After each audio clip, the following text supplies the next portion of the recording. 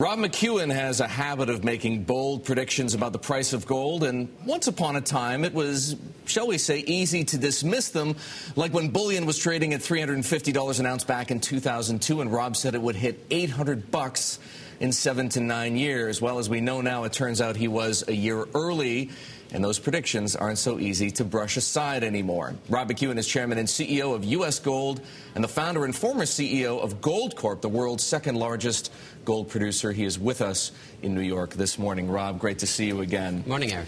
You've been on the record since March of 2006, and possibly before, saying that gold will hit $2,000 by the end of 2010.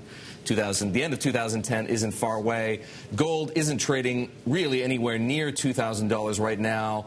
How soon before the end of 2010 you think it could get there? I'm saying by the end of 2010 we're at 2,000, and before the cycle's over we'll be at over 5. Okay, let's talk about the cycle, because $5,000 is a bold prediction indeed. What is the cycle? How long is it going to take for bullion to hit $5,000 an ounce? I think we'll see it in 2012, 2014. 2012, so literally 2 years from now, less than 3 years. 2 to 4 years, you're going to see it. Okay, possibly, but possibly less than 3 years from now, we might see gold hit $5,000 an ounce. A lot of people have trouble believing that, or at least even given your great record as a predictor, coming to terms with the idea of a $5,000 gold price economically. So walk us through your rationale. Well, most people don't even look at gold as part of their portfolio. It hasn't been part of the portfolio theory for 20 years. So it's absent. It's underrepresented in all portfolios. And but it's been the best performing asset in the last decade. It's been up 15% a year. There's no other asset class that's performed as well as gold. Okay, but the conditions around gold trading have changed, though, since, say, 6, 7 years ago when gold was trading at $350 an ounce. There are ETFs that hold gold now. There are Wall Street firms that much more aggressively trade commodities.